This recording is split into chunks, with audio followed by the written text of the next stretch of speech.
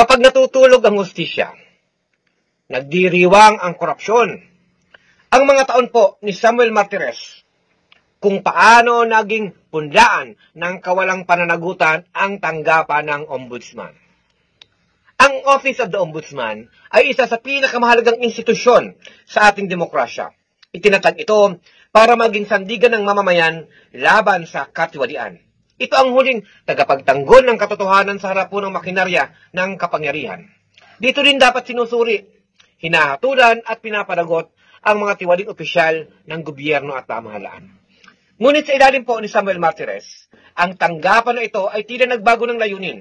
Mula sa pagiging bantay ng bayan, naging kandungan ito ng mga makapangyarihang may bahid ng kasalanan.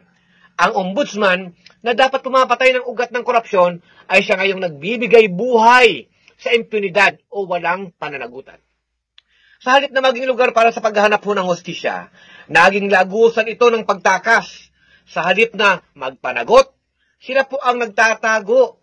Ang mga secret decisions na biglang pagbasura ng kaso at ang tahimik na paglibing sa mga isyong bumabatiko sa mga kaalyado sa kapangyarihan, lahat po ito ay mga palatandaan ng isang sistemang nakakalimot sa kanyang gawain at pangunahing tungkulin. Habang ginagawang sandata ng mga maralita at manggagawa ang katotohanan, ginagawa namang pananggalang ng mga nasa kapangyarihan ang batas. At sa tuwing pinipili ng ombudsman ang katahimikan, mas lumalakas naman ang mensahe na ang hustisya ay para lamang sa may impluwensya. Hindi yan para sa mga mamamayan.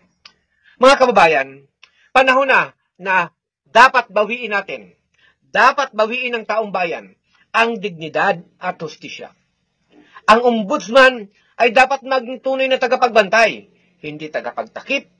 Hindi ito dapat maging morgue ng pananagutan, kundi apoy na nagpapaalab ng paniningil sa mga nagkakasala sa bayan.